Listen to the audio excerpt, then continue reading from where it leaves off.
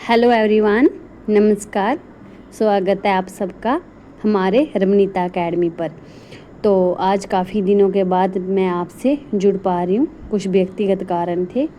तो आज का ये वीडियो हमारे उन सभी भाई बहनों के लिए ख़ास है जो नेट जीआरएफ या असिस्टेंट प्रोफेसर की तैयारी कर रहे हैं। तो ये मैंने जो आपके सामने रखा है स्क्रीन पे, ये एक प्रमाणिक प्रश्न जो मैं आपके साथ साझा करने जा रही हूँ, जो हाल ही में नेट जीआरएफ की परीक्षा में पूछा गया था।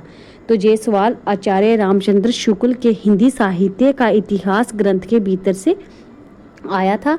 और यहाँ पर जो प्रश्न था वो क्या बन रहा था, आचार्य रामचंद्र शुक्ल ने अपने हिंदी साहित्य का इतिहास ग्रंथ में किन दो कवियों को सूक्तिकार कहा है। ठीक है, तो ये प्रश्न जो था, ये आचार्य रामचंद्र शुक्ल का हिंदी साहित्य का इतिहास ग्रंथ जो है उसका जो रीतिकाल था, तो रीतिकाल के प्रकरण 3 से ये प्रश्न बना है। तो देखो यहाँ पर था किन दो और ऑप्शन जो हमें दिए थे वो थे गाग और बेताल, आलम रसखान और मतीराम ठाकुर, कुछ ऐसे थे।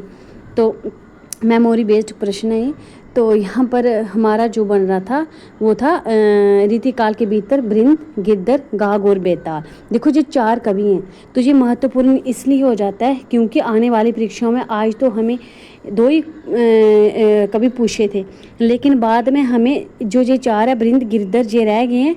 आने वाली परीक्षा में ये भी यहाँ से प्रश्न बन सकता है। तो मैंने ये आपके सामने इसलिए लाया क्योंकि इसके बारे में हम विस्तार से पढ़ लें। किन कवियों को कहा है, वो 4 कवि हैं, बृंद, गिद्दर, गाग और बेताल, अच्छे सूक्तिकार हुए हैं। ठीक है, जे आचार्य रामचंद्र शुक्ल ने कहा है। और जहाँ से नेट जीआरएफ में अगर प्रश्न बना है तो असिस्टेंट प्रोफेसर में भी बनना कोई कठिन बात नहीं है।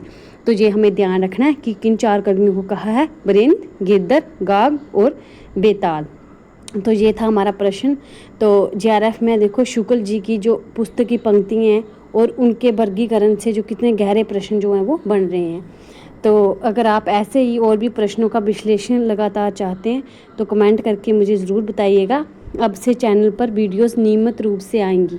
ठीक है, तो वीडियो को लाइक और अपने दोस्तों के साथ शेयर ज़रूर करें। धन्यवाद और अपनी तैयारी में जुटे रहिए।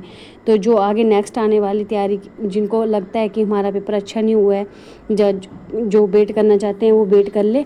तो अगर जो तैयारी करना चाहते हैं वो फ्री में हमारे रमनीता एकेडमी चैनल को सब्सक्राइब करें, और जहाँ पर हम फ्री में सारी तैयारी जो है वो करवा रहे हैं। आप देख सकते हैं